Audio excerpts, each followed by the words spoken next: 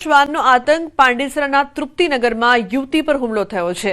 હાથ અને પગના ભાગે બચકા ભર્યા યુવતીને સારવાર અર્થે નવી સિવિલ ખસેડવામાં આવી છે, તો ઘર નીચે જ બેઠેલા યુવતી પર અચાનક હુમલો કર્યો। સિવિલ ખાતે યુવતીને એન્ટી રેબિસ રસી આપવામાં આવી હતી। પ્રાથમિક સારવાર આપ્યા બાદ યુવતીને રજા અપાઈ છે। તો હાથ અને પગના ભાગે બચકા ભર્યા હતા। પાંડેસરાના તૃપ્તિનગરમાં યુવતી પર હુમલો થયો છે। ઉલ્લેખનીય છે કે યુવતીને સારવાર આપવામાં આવી છે, પરંતુ સુરતમાં રખડતા શ્વાનનો આતંક છે તે યથાવત છે।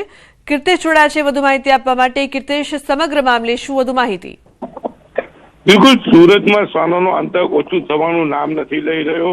એક પછી એક વિસ્તારમાં શ્વાનો દ્વારા હુમલો કરવામાં આવે છે, ત્યારે સુરતના પાંડેસરા વિસ્તારમાં તૃપ્તિનગર ખાતે હાથ અને પગના ભાગે એક શ્વાન દ્વારા હુમલો કરવામાં આવ્યો છે। એક વ્યક્તિને ઈજા પહોંચાડવામાં આવી છે, કહી શકાય। યુવતીને સારવાર અર્થે સુરતની નવી સિવિલ હોસ્પિટલ ખાતે ખસેડવામાં આવી છે। ખાસ કરીને સ્લમ વિસ્તાર અને નાના બાળકો શ્વાનોના જે હુમલા છે તેમાં સૌથી વધુ ભોગ બની રહ્યા છે। દરરોજ 100 કરતા વધુ કેસો સામે આવતા હોય છે, ત્યારે વધુ એક કેસ સામે આવ્યો છે, જેમાં 27 વર્ષની યુવતી ઉપર શ્વાન દ્વારા હુમલો કરવામાં આવ્યો છે। જોકે ઇજાગ્રસ્ત હાલતમાં તેને સિવિલ ખસેડી છે। હાલ તેની સારવાર ચાલી રહી છે। બિલકુલ કીર્તેશ, આભાર સમગ્ર માહિતી બદલ। બનાસકાંઠામાં રસ્તાઓની બિસ્માર હાલત હવે જનતા માટે જીવનું જોખમ બની રહી છે। ધાનેરાને જોડતો 27 કિલોમીટરનો મુખ્ય માર્ગ અકસ્માતોનું કેન્દ્ર બન્યું છે।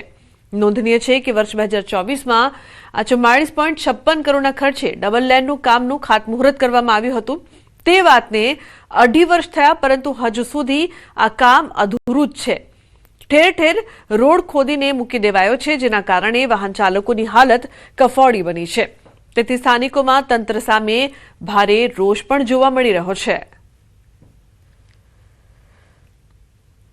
હોજ હવાર 2 ટાઈમ દૂધ ભરાવા માણસો આવે, એ ટાઈમે બધે દૂધને બરણીઓ બાઠી મરે। સીધી બાઇક લઈને ભોય પડે છે, બધા સારવારમાં છે ધોનેરા સુધી દવાખાને જાય।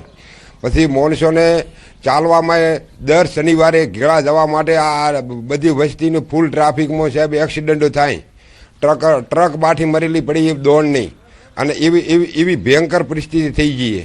બનાસકાંઠા અને વાવ થરાદ જિલ્લાને જોડતો આ જે મુખ્ય રોડ છે અત્યારે ધૂળ ખાઈ રહ્યો છે। આપણે દ્રશ્યોમાં બતાવીશ કે 2.5 વર્ષ પહેલા જે લાખણીથી લઈને ધાનેરા સુધીના આ રોડનું જે ખાતમુહૂર્ત કરવામાં આવ્યું હતું, મંત્રી અને ધારાસભ્યોના હાથે ખાતમુહૂર્ત કરવામાં આવ્યું હતું, પરંતુ આ રોડનું કામ શરૂ થઈ ગયું હતું અને તે બાદ જે આ રોડ છે તે ધૂળ ખાઈ રહ્યો છે, કારણ કે કોન્ટ્રાક્ટર દ્વારા રોડનું કામ પૂરું નથી કરવામાં આવી રહ્યું અને લોકો અત્યારે મુશ્કેલીમાં છે।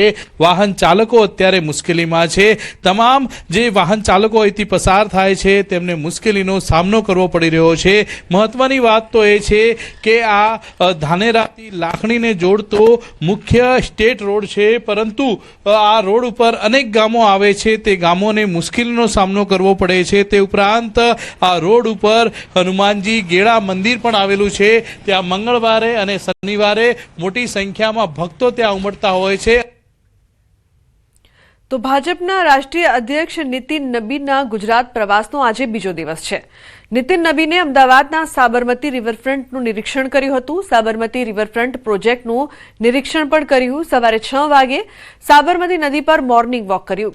નદી કિનારે યુવકો સાથે નાસ્તો કરીને વાતચીત કરી હતી। ગુજરાત પ્રદેશ પ્રમુખ જગદીશ વિશ્વકર્મા પણ હાજર રહ્યા હતા। તો ગુજરાત પ્રવાસનો તેમનો આજે બીજો દિવસ। વહેલી સવારે સાબરમતી નદી પર મોર્નિંગ વોક કર્યું હતું, સાથે જ રિવરફ્રન્ટ પ્રોજેક્ટનું નિરીક્ષણ કર્યું હતું અને કઈ રીતે તેનું કામકાજ ચાલી રહ્યું છે તે પણ તેમણે જોયું। નદી કિનારે યુવકો સાથે નાસ્તો કરીને વાતચીત કરી હતી। તો નીતિન નબીના ગુજરાત પ્રવાસનો આજે બીજો દિવસ।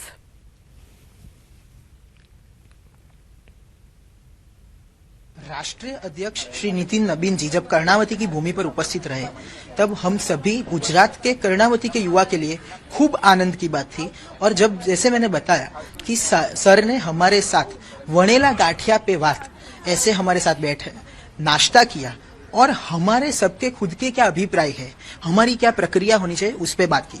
जैसे कि सर ने बताया कि एआई मतलब सिर्फ आर्टिफिशियल इंटेलिजेंस ही नहीं बल्कि एक आत्मनिर्भर इंडिया की तरफ हमारा एक स्टेप है। $1 ट्रिलियन इकोनॉमी का 2030 का वो हम फुलफिल कर सकते हैं। और क्या गवर्नमेंट नई पॉलिसीज ला रही है, यूथ सेंट्रिक पॉलिसीज कितनी है, हम स्किल डेवलपमेंट, वोकेशनल एजुकेशन पे फोकस करते हैं।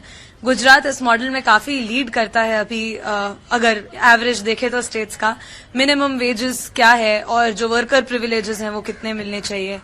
तो चाय पे जो चर्चा है वो काफी अच्छी हुई। રાજ્યપાલ આચાર્ય દેવવ્રતજીએ જામનગરના ભાદરા ગામે પ્રાકૃતિક કૃષિ પરિસંવાદ યોજ્યો હતો। સ્વામિનારાયણ મંદિર ખાતે ગ્રામ કલ્યાણ કાર્યક્રમ યોજાયો હતો, જ્યાં ખેડૂતોને પ્રાકૃતિક ખેતી અપનાવીને વિકસિત ભારતના સંકલ્પને સાકાર કરવા આહ્વાન કર્યું હતું।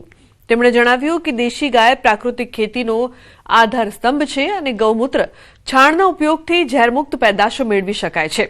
રાજ્યપાલે ખેડૂતોને 1 એકરથી પ્રારંભ કરી ધીમે ધીમે પ્રાકૃતિક ખેતીનો વ્યાપ વધારવા માટે પણ અનુરોધ કર્યો હતો। ઉલ્લેખનીય છે કે ખેડૂતોને પ્રાકૃતિક ખેતી અંગે મોટિવેશન પણ આપ્યું। ખેડૂતોએ 1 એકરથી પ્રયોગ શરૂ કરવાની તેમણે અપીલ કરી। રાજ્યપાલે યોજ્યો હતો પ્રાકૃતિક કૃષિ પરિસંવાદ।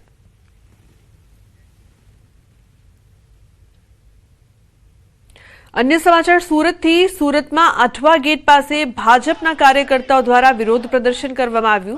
कांग्रेस द्वारा दिल्ली में आयोजित भारतनी प्रतिष्ठित इंडिया एआई इम्पेक्ट समिट 2026 में विघ्न उभुं करीने राहुल गांधीनी अध्यक्षता में देशव्यापी विरोध करवामां आवी रह्यो छे, जेना लीधे भाजपा कार्यकर्ताओए राहुल गांधीनुं पूतळुं सळगावीने विरोध व्यक्त कर्यो हतो।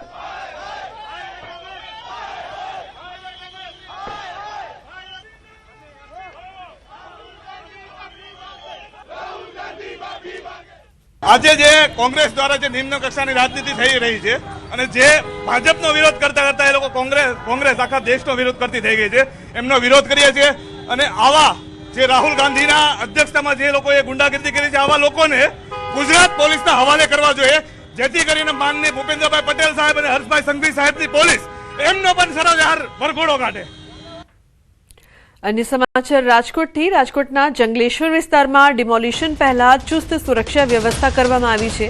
पोलीस द्वारा वहेली सवारथी ज जंगलेश्वर विस्तारमां पेट्रोलिंग शरू करवामां आवी छे। अलग अलग विभागोनी पोलीस टीम द्वारा संवेदनशील विस्तारोमां सतत देखरेख राखी हती। हालमां जंगलेश्वर विस्तारमां फायर विभागनो स्टाफ पण तैनात छे। तो बीजी तरफ लोकोए न्यूज 18 गुजरातीनी टीम समक्ष पोतानी वेदना ठालवी। સ્થાનિકોએ જણાવ્યું કે રાતના સમયે ઊંઘ નથી આવતી। અમારા પર ભલે બુલડોઝર ફેરવી દે પણ મકાન ખાલી કરવાના નથી। છેલ્લા 60 વર્ષથી આ મકાનમાં રહીએ છીએ, હવે અમે ક્યાં જઈએ?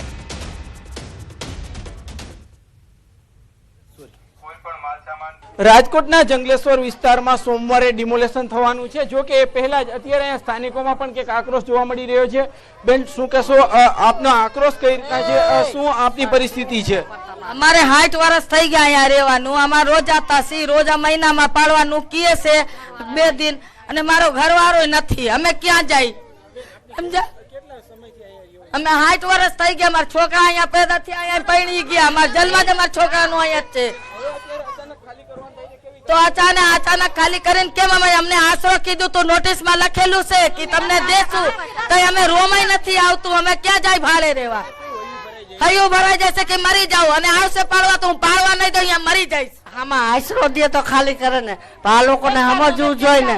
હવે આટલું માણસ જાય ક્યાં? આ એક ફરિયામાં 8-10 જણા રહે છે। 8 જણા લઈને અમે રોડ ઉપર જાય, ક્યાં જાય કઈ સમજાતું નથી સાહેબ। રાતે નીંદર નથી આવતી, હરકું ખાઈ નથી શકતા સાહેબ। આટાણે હાલત તો જોયો અમે, કામ મેકીને સાહેબ આવ્યા, રોજના 500 રૂપિયા ટક કમાવા વાળા છીએ, સાંજે પછી ખાઈ છીએ અમે, બરોબર? રાતે નીંદર જ નથી આવતી સાહેબ, કે રાતે સવારે શું થાય, કાલ શું થાય, પાડવાની નથી, શું કરશું અમે સાહેબ? તો જે પ્રકારથી લોકો પરેશાન છે, કહી રહ્યા છે કે તેમને આશરો આપવામાં આવે તો જ તેઓ ખાલી કરી શકે।